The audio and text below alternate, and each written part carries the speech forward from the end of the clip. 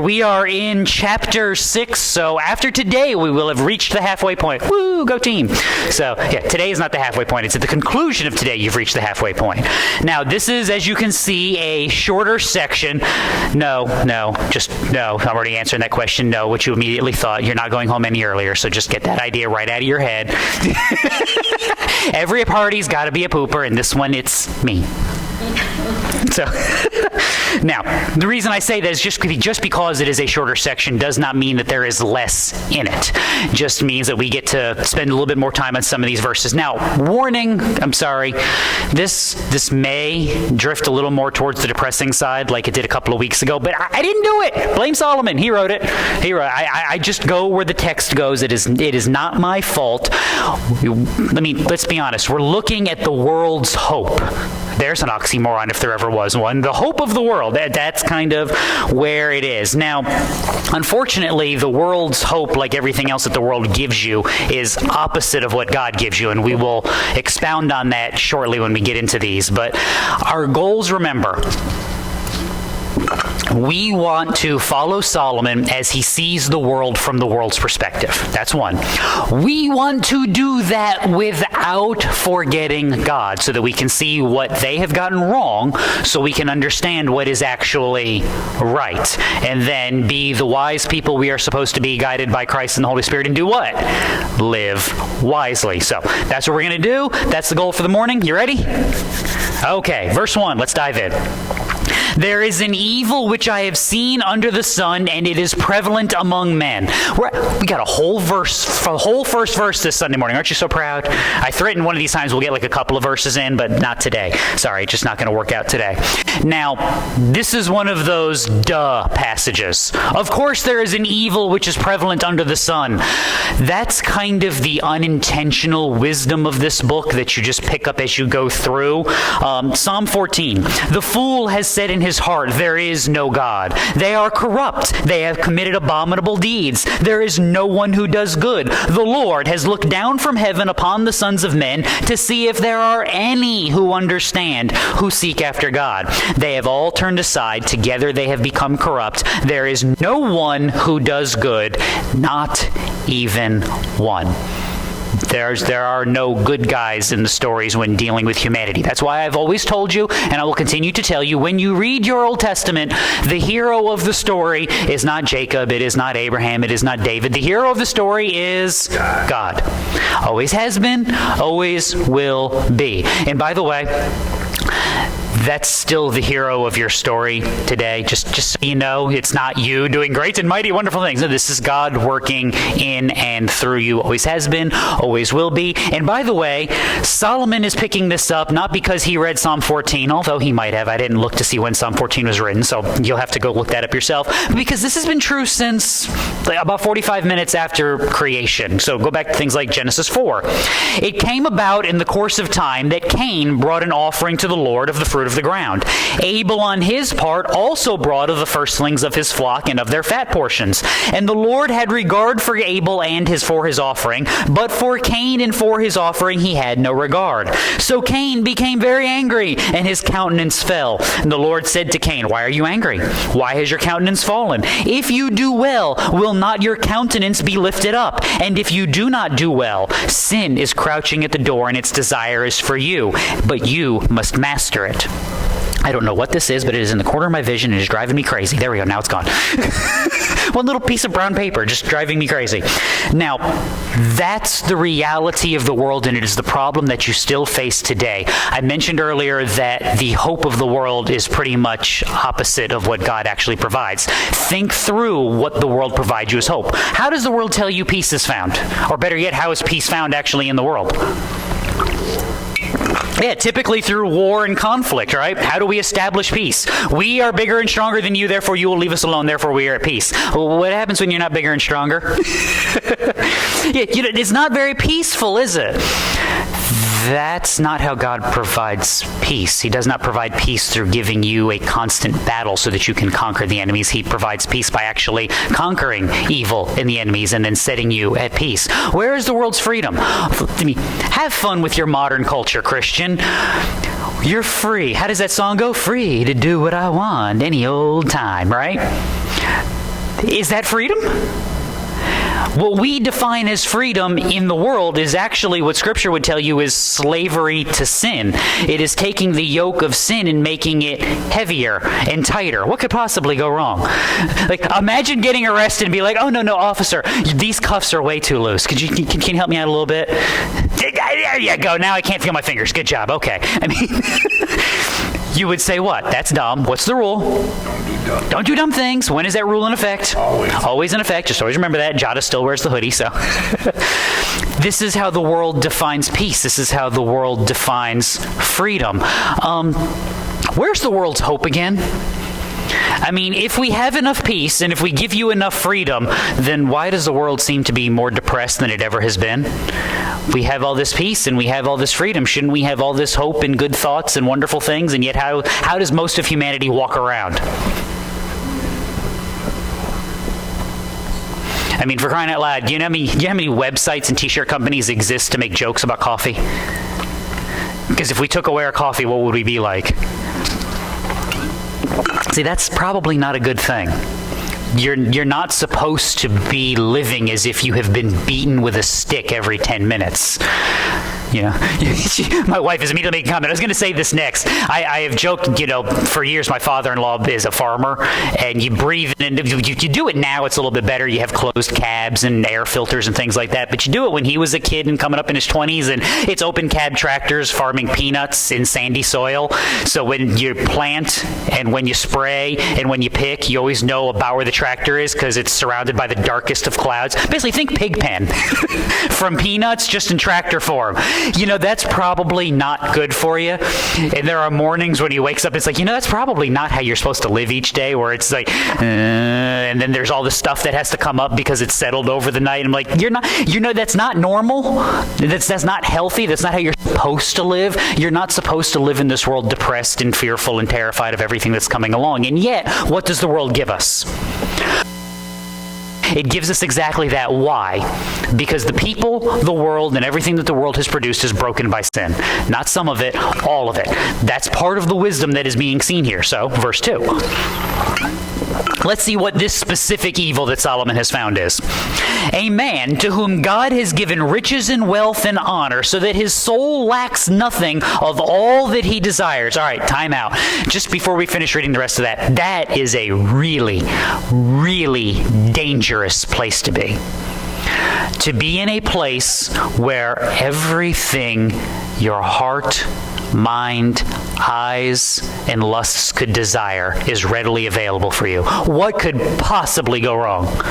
Yeah, other than everything. I've used this as an analogy before, but you go back and look at history and find me the happy famous people.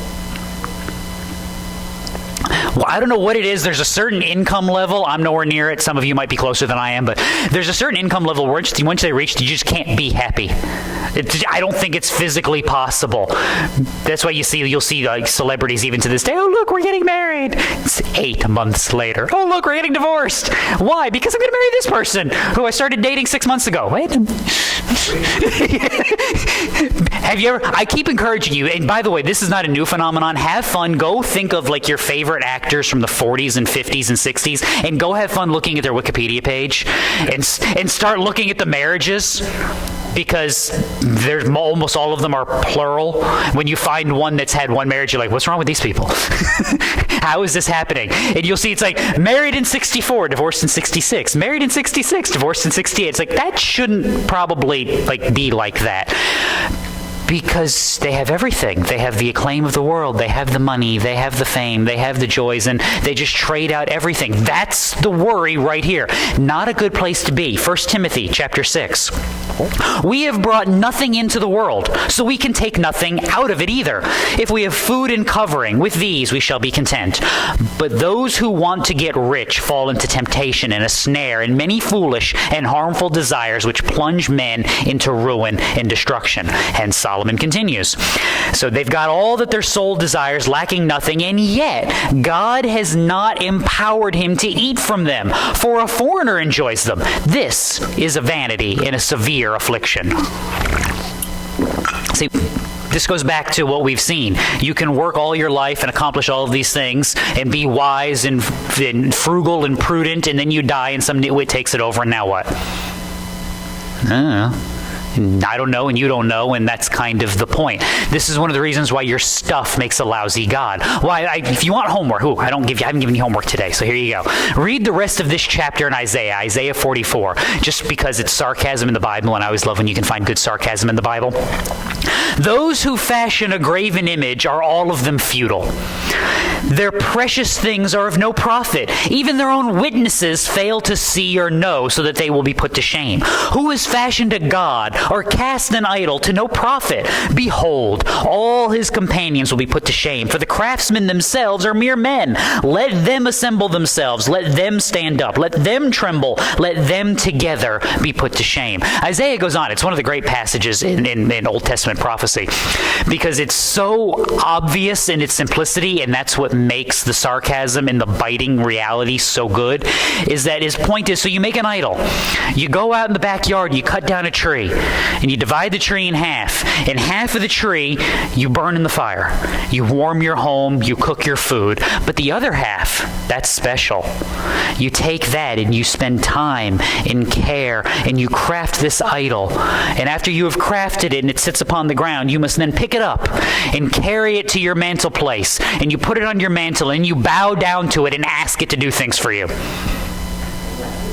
I mean, that's a special kind of stupid. Like, why was that part of the tree fit for idols, but the other part of the tree was only to be burned in the fire? This idol that can't even move itself from the floor to the mantle, you now request crops and blessings and the things of this world. I mean, it is stupid, but that's kind of the point, is when sin blinds you, when we talk about the blindness of sin, we're not talking about, oops. We're talking about utter corruption of your mind, destruction of every kind, which is why I always remind you, Christian, you're not better than they were.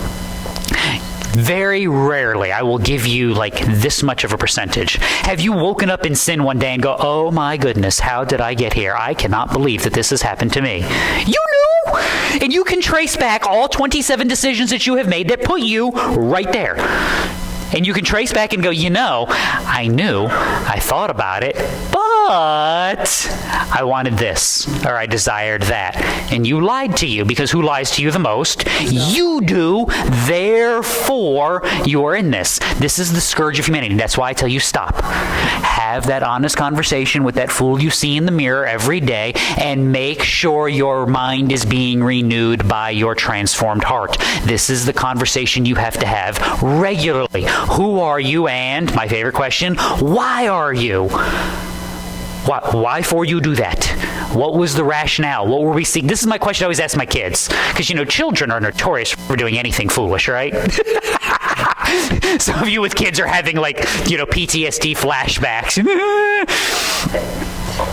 My favorite question is, what did you think was going to happen? Because it cuts through everything else. No. I know what you were trying to accomplish, but what did you think was going to happen when you did it like this? And then they'll stop and look at what they actually did, and it's like, oh. See, slow down.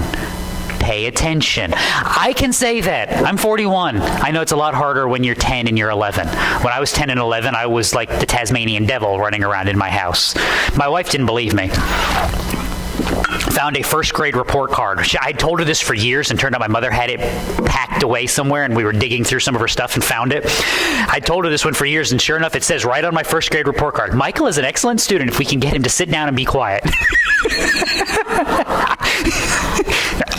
I distinctly remember I would get up in the middle of class and just run around the classroom. Just run. And people would then tackle me and put me back in my seat, and then they would call Mr. Godoya, and that was a fate worse than death. My principal in my elementary school, Mr. Godoya, I don't even know, I think it's a Greek name, but he had these things where his hands were supposed to be, and they wouldn't send you to the office. The office would come get you. So Mr. Godoya would come get you and then grab you by the back of the neck. I think you get arrested for this if you do this now. And then march you down to the office. And so you'd see him, and we'd be walking like, whoever your partner in crime was, and you're like, we don't want to die, we're sorry, we'll never do it again. Because when he grabbed you, his fingers almost touched in the front of your neck. I mean, massive meat hook hands. And when you're 6 years old, it's horrifying and terrifying because you think any minute your head's just going to pop off.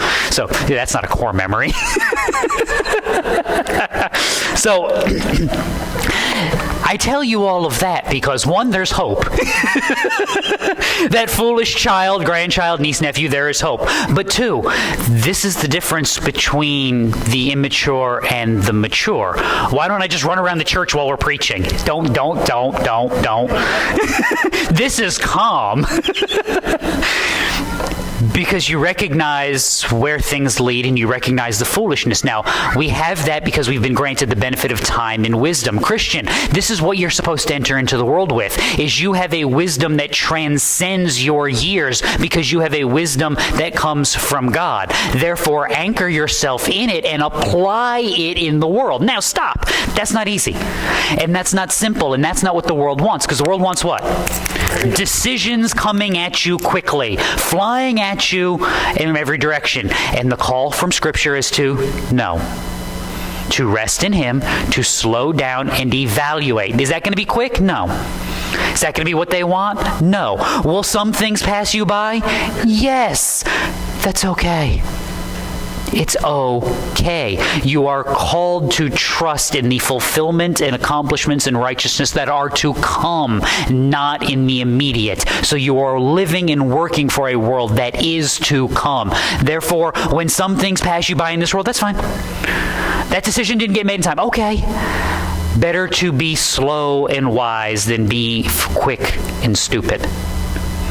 There's this video game I play with the kids, and they'll do this where the level will start and we'll all be on the screen together, and one of them will take off and die. And like, why are you always in such a hurry to die?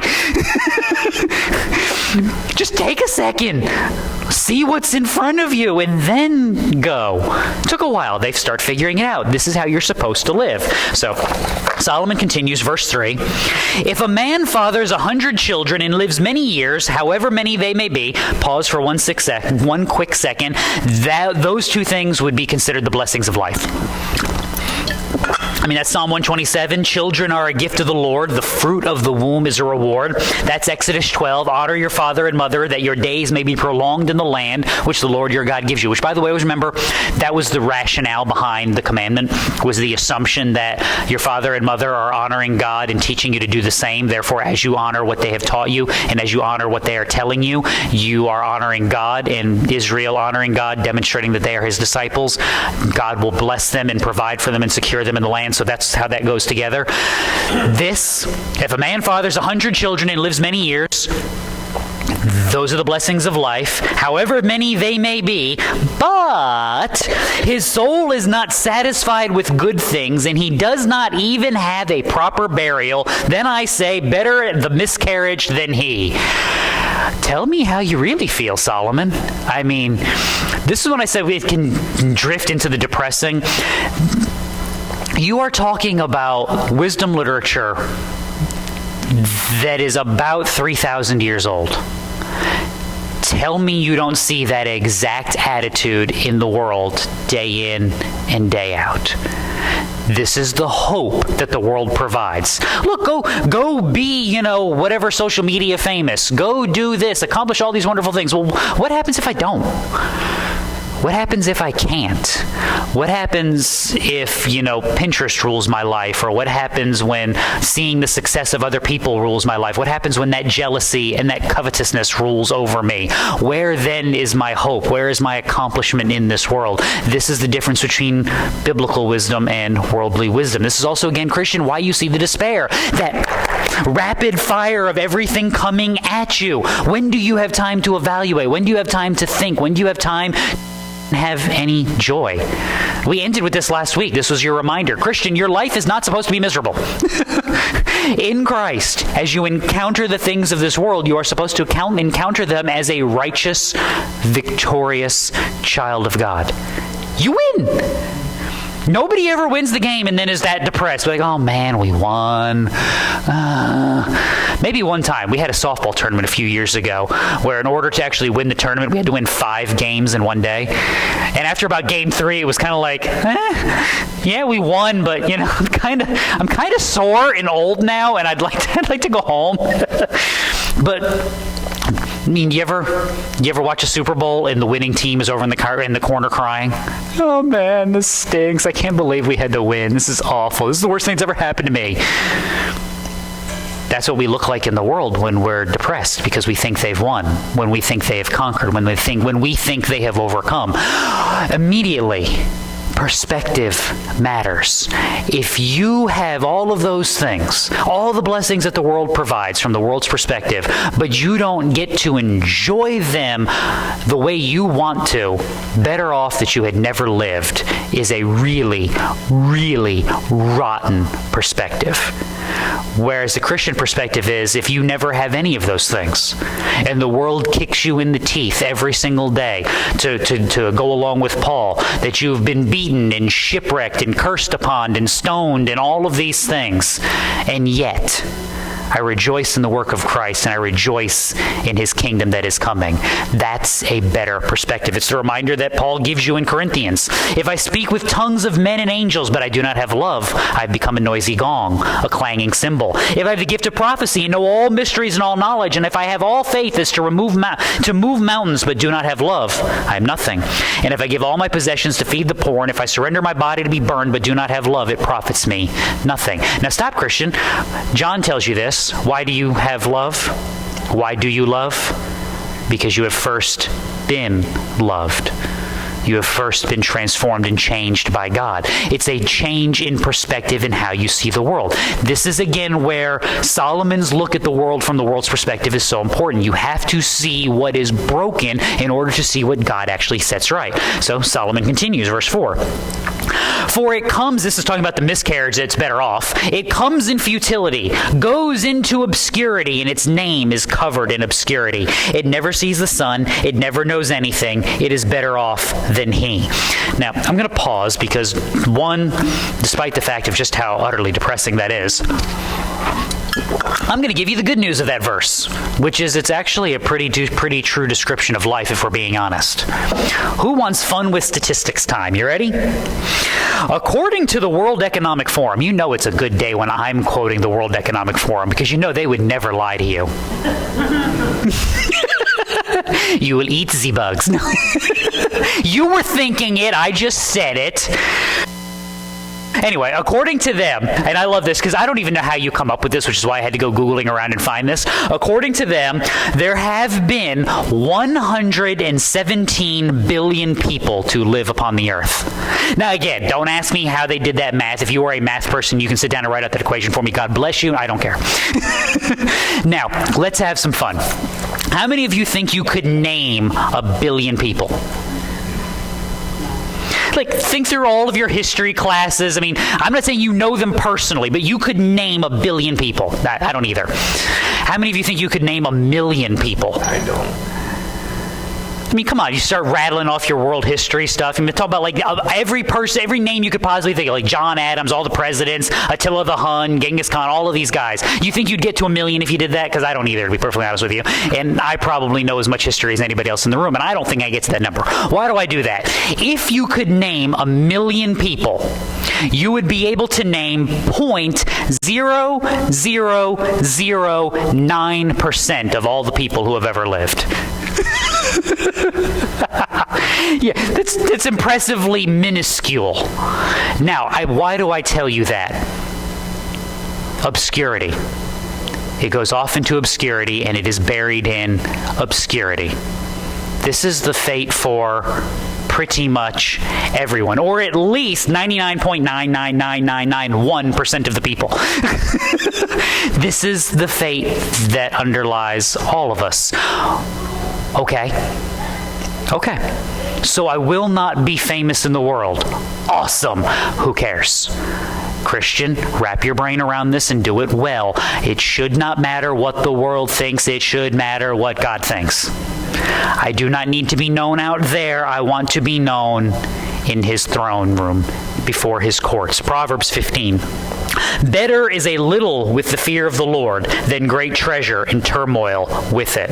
That's why 1 Thessalonians 4, Paul gives you this advice. As to the love of the brethren, you have no need for anyone to write to you, for you yourselves are taught by God to love one another. And indeed, you do practice it toward all the brethren who are in all Macedonia. But we urge you, brethren, to excel still more. How? To make it your ambition to lead a quiet life. Attend to your own business. Work with your hands, just as we commanded you, so that you will behave properly toward outsiders and not be in any need. The advice from Thessalonians is simple. It's the advice of Scripture. Simple. Service to God. There's what you do each and every day. Anything that's a but that comes after that is ignoring simple service to God. And it's trying to be the 0.0009%. Good luck with that. Let me know how that works out for you. This is where the world breaks down. And again, why I point out that everything that they offer to you is opposite of God. This isn't hope. This isn't peace. This isn't security of any kind. This is depressing. This is sad. Again, do you wonder why you see the breakdowns that you see? If you want to have some fun, one of these days I'm going to figure out how to make stuff big enough on this screen, because I can get stuff to the computer, but then when I put it on the screen, it's like this big and I can't blow it up properly. Have some fun and look up the prescription rates for antidepressant medication in the last 15 years. 15 years. And it looks like an Evel Knievel launch ramp. You guys remember Evel Knievel, right? I mean, like, remember when he's trying to, was it Snake Canyon? Was that the one? Yeah. You got to get that angle right to like, whee! That's what it looks like. Why? Because we are depressed and we are sad. And again, I'm talking about humanity in general. We are broken down by the world. Why? Because the world has nothing to offer. Now again, Christians, stop! That's the bad news. I wonder, is there anybody that has any good news? Any possible good news in this at all? Yes, there's a better way. There is a forgiveness. There is a righteousness. There is a joy that overcomes the brokenness of this world and lifts your eyes beyond the destruction of sin and to a kingdom where righteousness actually dwells. Now, how now do we get there? Oh, I don't know. Repentance and faith, trusting in the work of Christ and allowing Him to transform who you are and what you are, and most importantly, why you are each and every day. And that's why this continues, and this comes into good news. Verse 6. Even if the other man lives 1,000 years twice and does not enjoy good things, do not all go to one place? Yes! Yes! And that's a blessing from God. That's a blessing. You're going to die. Okay? This is the thing we don't like to talk about, because you ever want to have real good fun? Sometimes you might have to pay a little bit of money, but go look up newspaper archive obituaries from like the late 19th century, early 20th century. They're brutal. They're absolutely brutal. Be like, Earl lived 87 years. He was born in Cleveland, Ohio, and he died in Dayton, and he died. You're like... Now, do that. Read a couple of those. And by the way, they're all like this long. I was just reading a book on the Wright brothers, and one of the Wright brothers dies at 45 years old of, Wilbur Wright dies when he's 45 years old of typhoid fever. Even the book like reposts part of his obituary, and it's just like, and he died. It's Genesis 5, and he died. And Wilbur was such a simple man that when he got the fever and found out that it was typhoid, he called in his lawyer. He's like, I need to make a will. This is probably not going to end well for me. And died a month later. I mean, do all that. Read those older obituaries, and then go pick some funeral homes, because that's where we put them now, and start reading through their websites.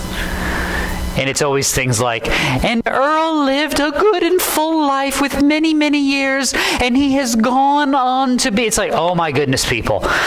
And he has passed beyond this mortal plane. Are we Shakespeare? And he died. You can't say that anymore. You pass away. You move on. There's some sort of euphemism, because nobody wants to say what? He died. And he died. Because nobody wants to face that, because it's a reminder of what? That I'm not really in charge around here. That's why I tell you, it's the number 2 fear of all of humanity. Number 1 is public speaking, and number 2 is death. And I'm not kidding about those two numbers. There is a large portion of the population that would rather die than speak in public. Don't ask me why. It's not that bad. You guys haven't stoned me yet, so I always throw yet in there. Cover my bases, so I keep all the hymnals in the back. I'll see you if you go for them. Give me a chance. But it's a blessing that you do not actually live forever. It's a blessing that you are confronted with your own mortality, that you are reminded of the fact that I am not master and commander. I am not eternal, but there is actually something beyond. This is one of those reminders. The angry atheist, what are the two things that he knows? There is no God, and I hate him. This is the Romans 1 understanding. This is why they hate you, is because they know that they're under judgment, and you know that they know, and they know that you know that they know. That's why they're mad at you, because you keep reminding them, if you would go away, I could forget that judgment, and then, oh, wait, I'm going to die. Never mind. This is why it is left for you, Christians, so that you will think, so that you will evaluate with perspective in mind. Last week, I read you 1 Peter 1 about making sure you understand your salvation was actually costly, not with that, useless gold and silver stuff, but the precious blood of the Lamb. Peter continues, "For he was foreknown before the foundation of the world, and has appeared in these last times for the sake of you, who through him are believers in God, who raised him from the dead and gave him glory, so that your faith and your hope are found in God." Not in you, not in your stuff, not in what the world may give you, but in God. It is a reminder that you should be looking beyond the simple things. We always talk about navel gazing, right? That's not looking out at the lovely ships in the ocean. That's doing this. Don't live like that. Walk around like this all the time. What's eventually going to happen to you? You're going to veer off. So let's be honest. You're eventually going to do what? You're going to walk into something. That's why every dad has told their son at some point what? Pick your head up when you walk. Stop looking at your feet. I don't know why we have to teach ourselves this, but every boy goes through that phase where he does this. And stop it, you're going to run into the wall. Or you stand in front of him and he runs into you like, You can pay attention now? I don't know why we have to learn this, but it is what it is. This is what sin does to us, though. This is the problem Cain had. I want to bring an offering to God. Well, that's the wrong offering. That's the wrong heart. Now I'm mad. What are you mad about? You're supposed to do it like this with this attitude. Well, I don't want to do it like that. I got bad news for you, kid. I mean, now you're mad at me because you're broken. Okay, that's not my fault. This is the problem of humanity. This is the anger that we all deal with. This is the problem that we all walk through each and every day. Now again, Christian, what's the actual cure? Getting your eyes up, focusing beyond the brokenness of this place and seeing where hope actually lies. Verse 7. All a man's labor, Solomon can't help himself, all a man's labor is for his mouth, and yet the appetite is not satisfied. Is it my imagination, or in 6 chapters has Solomon said this like 17 times? I feel like this one is really bugging him, and I kind of think that's a little funny, because he's got all the money, and he's got all the property. Basically, Solomon won Monopoly, if Monopoly was real life, and he's looking around going, and I'm not happy about it. He's basically a moody teenager at this point, even though he's an old man. It's like, we get this. Why do we have to be reminded of it? And the reason is because there's a lesson in it. Proverbs 16. A worker's appetite works for him, for his hunger urges him on. Nobody's going to work harder than someone who has to accomplish this task in order to eat. Like, you guys might plant a garden. And, you might water it, and you might go on vacation and forget, and then you're, not cover your tomato plants, and they get scorched, and you say what? Oh, man. Now, if that garden was how you ate next month, would you just leave those plants and go on vacation? Would you, have your sleeping bag out there sleeping next to them? Oh, I want to die. That's the joke going around. Why did you apply for this job? Well, I'm very passionate about not starving to death. Let's be honest. Why do most of you go to work each day? Don't want to be homeless and hungry. Now, that's important, Christian, because that's a human reality. What's the goal of Christian living then? To suppress the appetite? No. To train it. to have it work for you rightly. Matthew 7. Ask, and it will be given. Seek, and you will find. Knock, and it will be open. Everyone who asks receives, and he who seeks finds, and to him who knocks it will be open.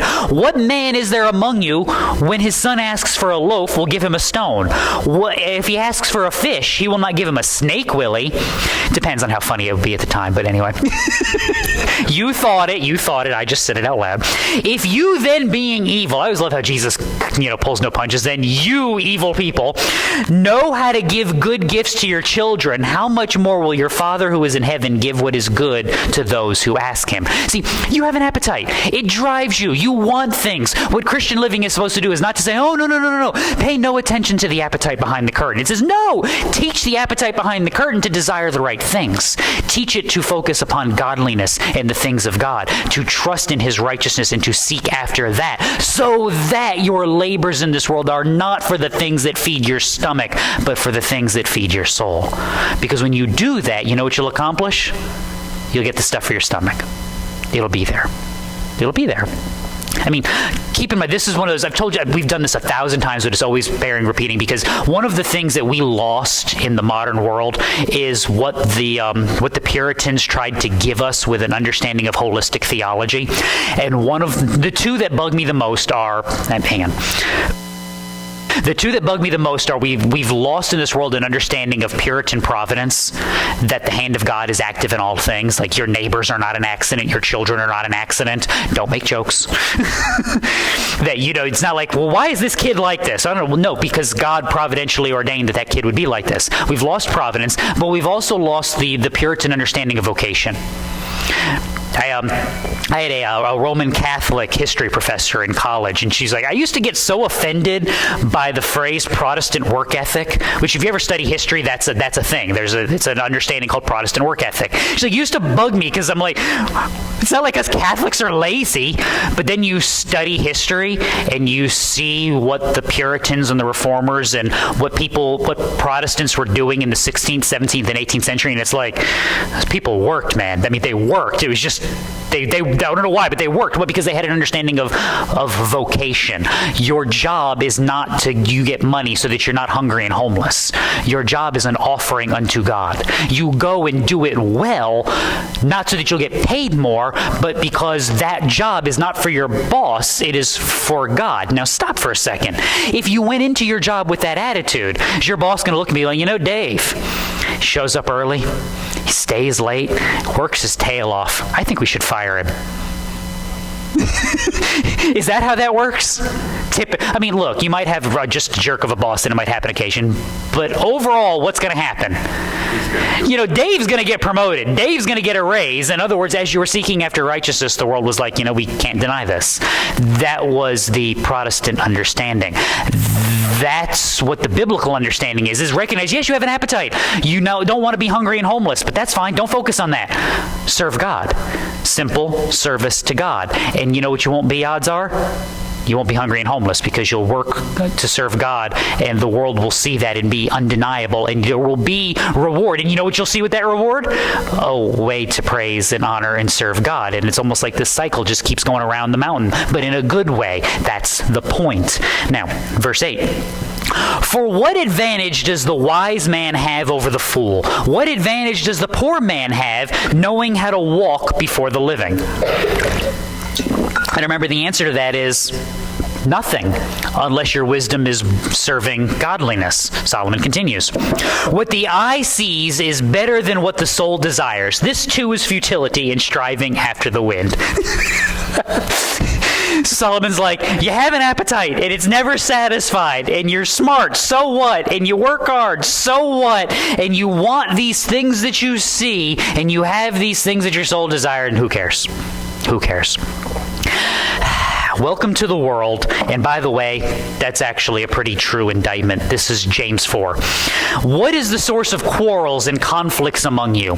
Is not the source your pleasures that wage war in your members? You lust and you do not have, so you commit murder. You're envious and you cannot obtain, so you fight and quarrel. You do not have because you do not ask, and you ask and you do not receive because you ask with wrong motives, so that you may spend it on your pleasures. Because what happens? And by the way, who is James writing to again? James is writing to pagans, right?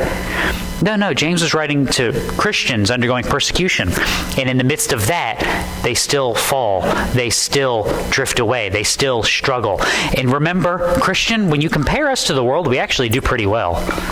There's statistics that bear this out. If you look at charitable giving in the world, Christians versus non-Christians are 50% more likely to give to charity. 50% more likely.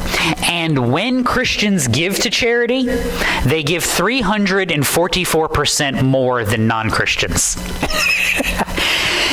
And you ready for the best part? That includes non-Christian charities.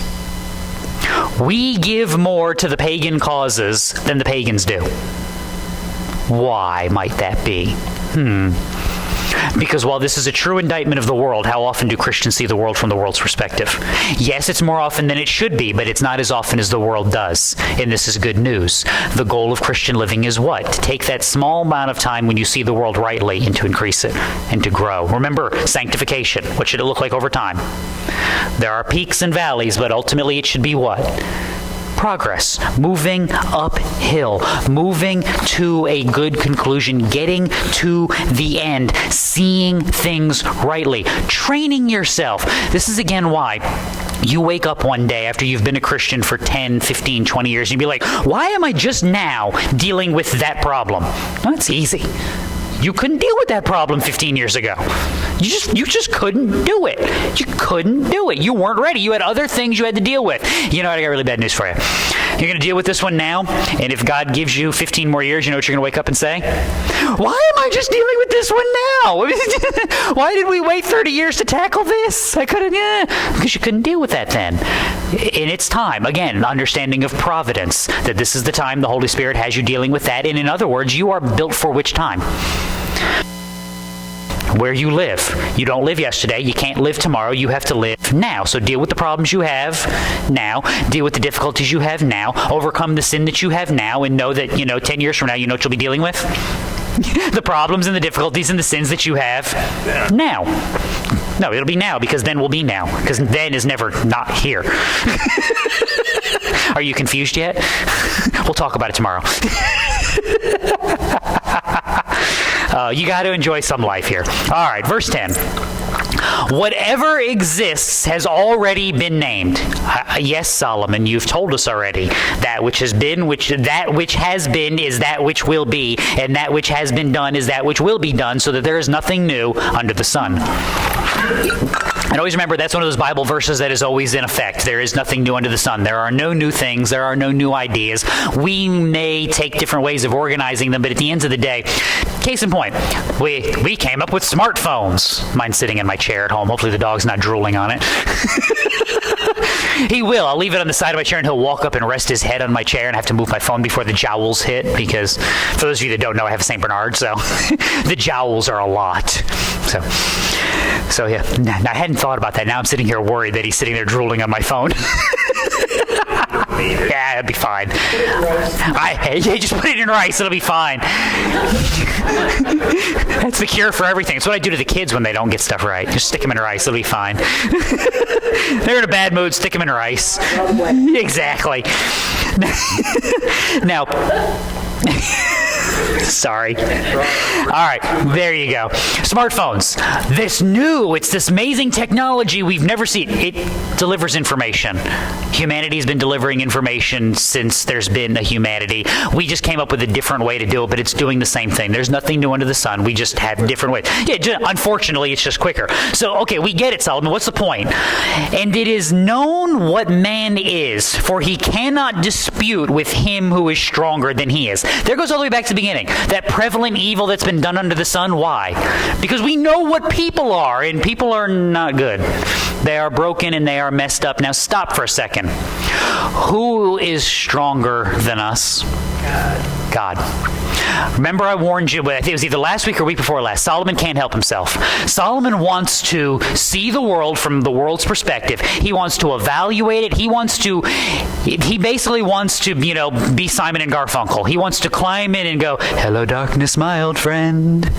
But he can't live there. He can't stay there. He has to eventually, who he is at the core comes flying out. And this is one of those advantages right here, is in spite of how we've looked at everything from the darkness, we know that there is a light. In spite of looking at things from the world's point of view, there is a point of view that comes from God. And you have to be reminded of that as you live, you have to deal with the powers and the authorities and the strengths that are above you. And at the top of that totem pole is who? God. So what we seek to do is skip all of the rungs and give our allegiance where it belongs. That's what has to be reminded of here, and that's why he continues. For there are many words which increase futility. What then is the advantage to a man? For who knows what is good for a man during his lifetime? During the few years of his futile life, he will spend them like a shadow. For who can tell a man what will be after him under the sun? Yeah, those are the questions. Don't you remember we've done this from the beginning of time. Philosophers have sat around and said, what is man? What is the meaning of life? Why are we here? Dun, dun, dun. These are the basic questions of life. Now, what's the answer from the world's point of view? Go out into the world. What philosopher is sitting there going, here it is! This is why we're here.